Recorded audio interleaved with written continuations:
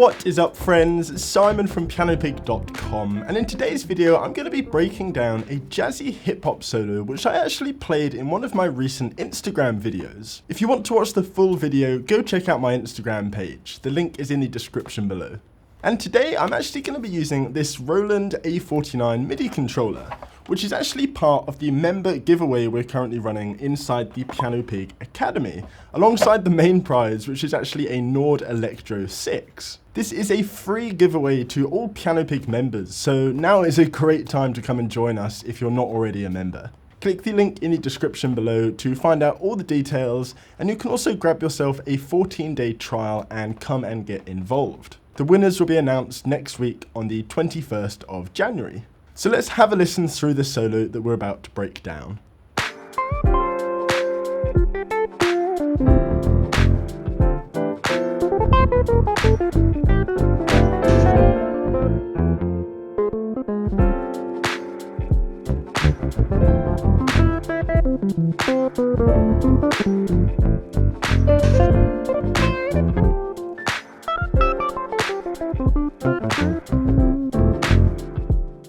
So the chord progression we've got is actually fairly simple. We've just got a G minor 9 to a A7 altered to a D minor 7.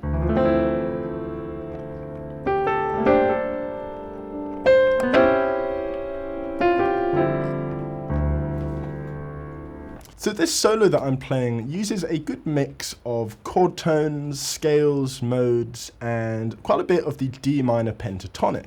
So we start the solo off with this. And this is a really nice and simple lick, basically just using the D minor pentatonic. I start on this C, bend it up to the D. So we've kind of got a, or if you were just on a piano or a Rhodes, you could just play back down, and then we have this. So it's just a really nice and creative way of using that D minor pentatonic. And let's hear that along to the backing track.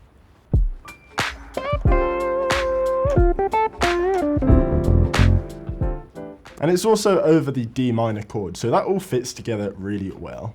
If we have a listen to the next part.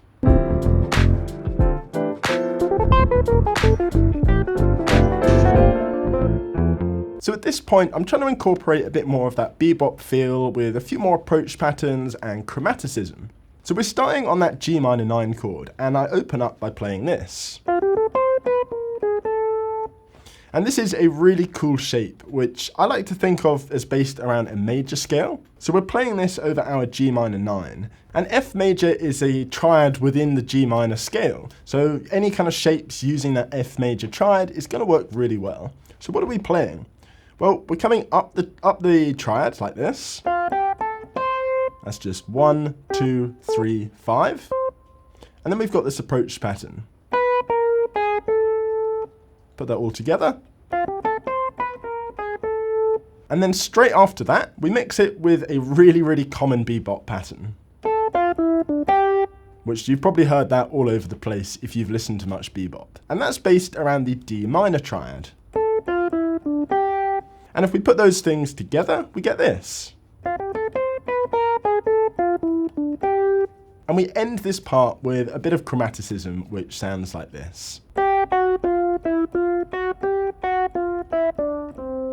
And if we put that whole bit together, it should sound something like this.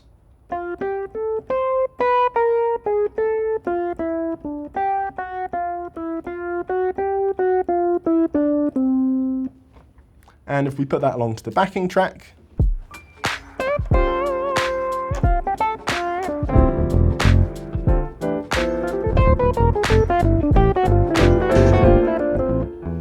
and something else to notice with this first part of the solo is the phrasing between that first part and that second bit. There's a big sort of breath, there's a big space, and that really adds to the whole thing. So we start off with this. And that's kind of like a question, and then we give it lots of space to breathe, and then we come back and answer it.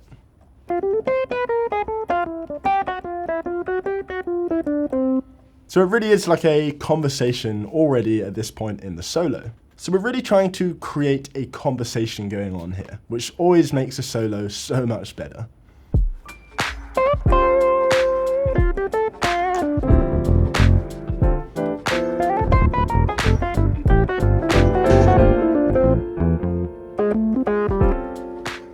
And again, we're kind of sneaking in that little answer to the previous question. And it's one of my favorite licks, that. It's really simple. We're just using the D minor blues scale. And we're kind of playing around with that blue note. And that's always such a great way to respond to a previous line or a phrase, if you will.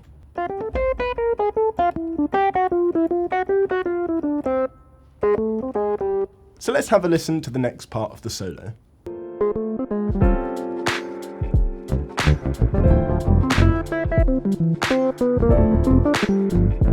So that part is all based over the D minor chord, and this is what we're playing.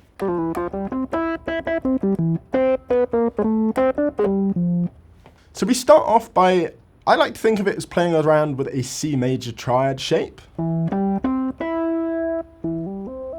We've got these notes, which is just a C major triad in its different inversion with the third doubled up at the top. And we're kind of flicking down onto that first note.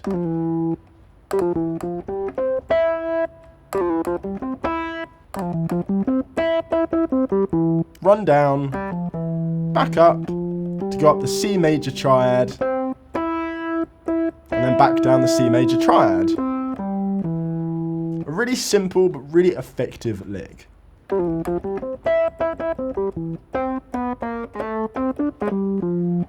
So that last part, we kind of approach the fifth of A, and then we just have a little blues lick to finish off. Again, using that D minor blues scale.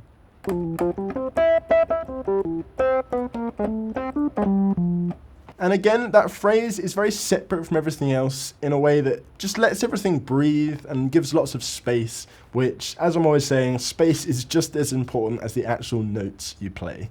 So let's put that all together along with the backing track.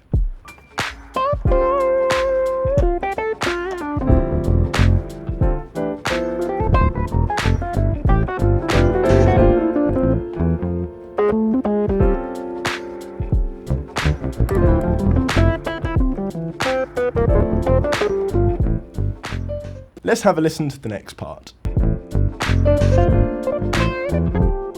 So again, that's a nice simple lick using the D minor blues scale. And hopefully this video is giving you an idea of how in-depth and creative you can get with the blues scale. It's an incredible scale and you can get some really cool things, especially when you mix it with that sort of more bebop-y sound. So what's actually going on in that bit?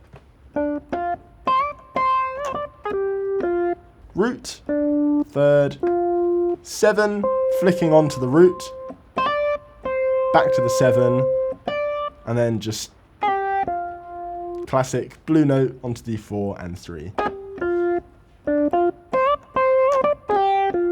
And again, it's a separate phrase from everything else, giving everything a lot of room and space to breathe. And we're keeping that conversation going. It really sounds like questions and answers. We're really trying to make it sound like someone having a conversation as much as possible. So let's hear that all together.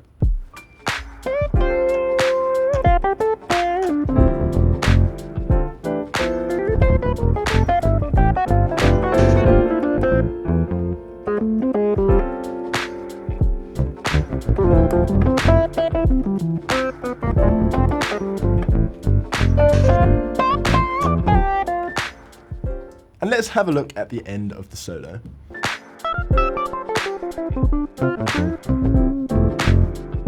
So that little riff looks like this.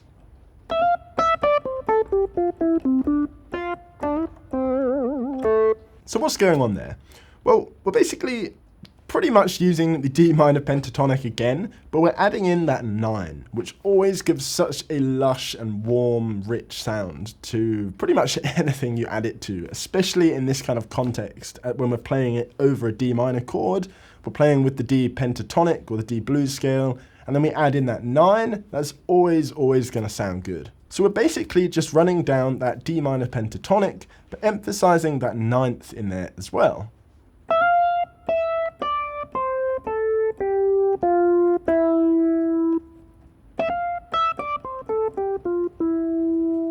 And then we finish off with this. And that's kind of playing around again with the 9 and the D minor pentatonic. I'm actually bending up to the 9, which again is one of my favourite things to do. And then we just hit that 5 to end the phrase. So let's put that all together.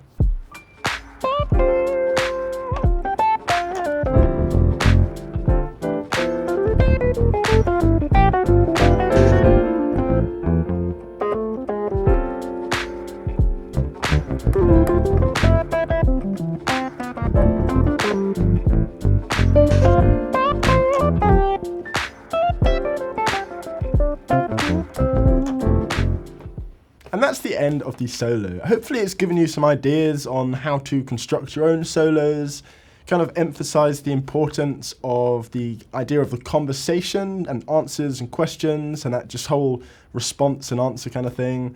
And also the idea of phrasing and leaving a lot of space in between your lines. And I quite frequently release these sorts of videos, just having a jam on Instagram. So if that's your kind of thing and you want to see more, then feel free to go and give the Instagram page a follow.